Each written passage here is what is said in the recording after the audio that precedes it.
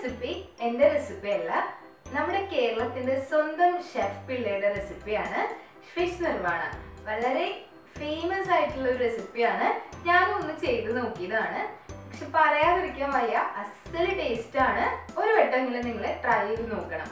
വളരെ ഈസി ആയിട്ട് നമ്മുടെ വീടുകളിലൊക്കെ ഉള്ള ഇൻഗ്രീഡിയൻസ് വെച്ചിട്ട് എളുപ്പത്തിൽ ഉണ്ടാക്കി എടുക്കാൻ പറ്റുന്ന നമ്മുടെ സ്വന്തം ഷെഫ് പിള്ളയുടെ റെസിപ്പിയാണ്. എങ്ങനെയാണ് ചെയ്യുന്നതെന്ന് നോക്കാം. ഫിഷ് നിർവാണ ചെയ്യാൻ വേണ്ടി 2 കരിമീനാണ് എടുത്തിട്ടുള്ളത്. ഒരു മീഡിയം സൈസിലുള്ള 2 കരിമീൻ എടുത്തിട്ടുണ്ട്. ഇനി ഇതല്ലെങ്കിൽ ആവോലി അല്ലെങ്കിൽ നെയ്മീൻ, ഇതൊന്നും ഇല്ലെങ്കിലും ഏത് മീൻ വെച്ചും ഈ ഒരു റെസിപ്പി ചെയ്യാം. കുറച്ച് ഫ്ലഷ് ഉള്ള ഏതെങ്കിലും ഒരു മീൻ ചെയ്യുന്നതായിരിക്കും നല്ലത്. ആദ്യം മീനൊന്ന് പൊരിച്ചെടുക്കണം. അതിനു വേണ്ടി 1 ടേബിൾ സ്പൂൺ മുളക് പൊടി, 1/4 ടീസ്പൂൺ മഞ്ഞൾപ്പൊടി, ആവശ്യത്തിന് ഉപ്പ് ചേർത്ത് ഇത് നല്ലതുപോലെ ഒന്ന് മാരിനേറ്റ് ചെയ്ത് മാറ്റി വയ്ക്കാം. മീനായതുകൊണ്ട് തന്നെ മാരിനേറ്റ് ചെയ്ത് ഒരുപാട് നേരമൊന്നും വെക്കേണ്ട, ഒരു 10 മിനിറ്റ് വെച്ചാൽ മതി.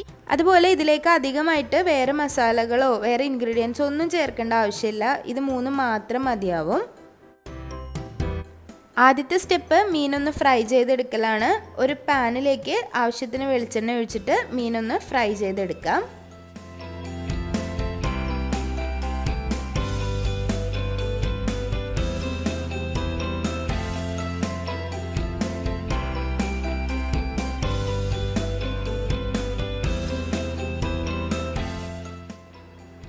ഇനി നിർവാണ തയ്യാറാക്കാൻ വേണ്ടിയിട്ട് ഒരു മൺചട്ടിയാണ് എടുത്തിട്ടുള്ളത്. മൺചട്ടിക്ക് പകരം സാധാരണ ഏതെങ്കിലും ഒരു പാൻ എടുക്കാം.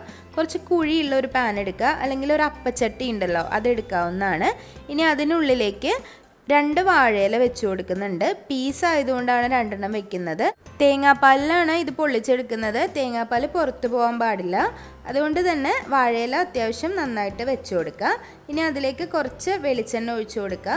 വെളിച്ചെണ്ണ ഒഴിച്ചു കൊടുത്ത് അതിലേക്ക് 2-3 ഫ്രഷ് കറിവേപ്പില കൂടി ചേർത്ത് തീ ഒന്ന് മീഡിയം ഫ്ലെയിമിൽ വെച്ച് കൊടുക്കുക. ഒന്നങ്ങ് ചൂടായി വരുമ്പോൾ നമ്മൾ പൊരിച്ച് വെച്ച മീൻ അതിലേക്ക് വെച്ച് കൊടുക്കാം. ഈ ഒരു സമയത്ത് ഒരുപാട് ഹൈ ഫ്ലെയിമിൽ വെച്ച് കുക്ക് ചെയ്യാൻ പാടില്ല. ചെറിയ തീയിലിട്ട് കുക്ക് ചെയ്തിട്ട് എടുക്കുക.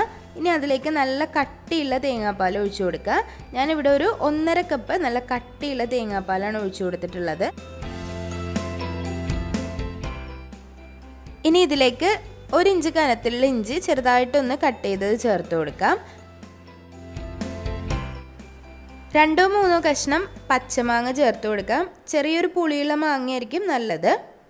വളരെ തിന്നായിട്ടാണ് അരിഞ്ഞിട്ടുള്ളത്. കനം കുറച്ച് അരിഞ്ഞിട്ടുള്ള പച്ചമാങ്ങ കഷ്ണങ്ങളാണ്. 2 പച്ചമുളക് നെടുവേ കീറിയത് ചേർത്ത് കൊടുക്കാം. 1/2 ടീസ്പൂൺ കുരുമുളക് ചതച്ചത് ചേർത്ത് കൊടുക്കാം. ഇനി ഈ ഒരു തേങ്ങാപ്പാലിനും ബാക്കി ഇൻഗ്രീഡിയൻസിനും ആവശ്യമായിട്ട് കുറച്ച് ഉപ്പ് കൂടി ചേർത്ത് കൊടുക്കണം. ആദ്യത്തെ ഒരു 2 മിനിറ്റിന് ശേഷം ഇതൊന്ന് മറിച്ചിട്ട് കൊടുക്കാം. മറിച്ചിട്ട് കൊടുത്തതിന് ശേഷം ഏറ്റവും ചെറിയ തീയിൽ ഒന്ന് അടച്ചു വെച്ച് വേവിച്ചെടുക്കാം. നല്ലതുപോലെ ഒന്ന് തിളച്ച് വരുന്ന സമയത്ത് ഇത് അടച്ചു വയ്ക്കാം. അടച്ചു വെച്ചിട്ട് നല്ലതുപോലെ ഒന്ന് പൊള്ളിച്ചെടുക്കാം. നല്ല ഫ്രഷ് ആയിട്ടുള്ള വാഴയില വാടി വന്നതിൻ്റെ കൂടെ തേങ്ങാപ്പാൽ, ഇഞ്ചി, പച്ചമുളക്, പച്ചമാങ്ങ, ഒരു പച്ച വെളിച്ചെണ്ണ എല്ലാത്തിൻ്റെയും കൂടെ ഒരു അടിപൊളി നല്ലൊരു ടേസ്റ്റാണ് ഈ ഒരു നിർവാണയ്ക്കുള്ളത്.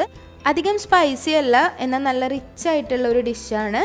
നല്ല ക്രീമി ആയിട്ടുള്ള നല്ല നാടൻ ടേസ്റ്റുള്ള തേങ്ങാപ്പാലും അടിപൊളി ഫ്ലേവറും ഒരു അരോമയൊക്കെ ഉള്ള നല്ലൊരു റെസിപ്പിയാണ്. അപ്പോൾ എല്ലാവരും ട്രൈ ചെയ്ത് നോക്കുക, അഭിപ്രായങ്ങളൊക്കെ അറിയിക്കുക. വീഡിയോ ഇഷ്ടമായിട്ടുണ്ടെങ്കിൽ ലൈക്ക് ചെയ്യുക, ഷെയർ ചെയ്യുക, സബ്സ്ക്രൈബ് ചെയ്യുക. അപ്പോൾ ഇനിയും നല്ലൊരു റെസിപ്പി ആയിട്ട് വരുന്നതായിരിക്കും. അതുവരേക്കും താങ്ക് യു.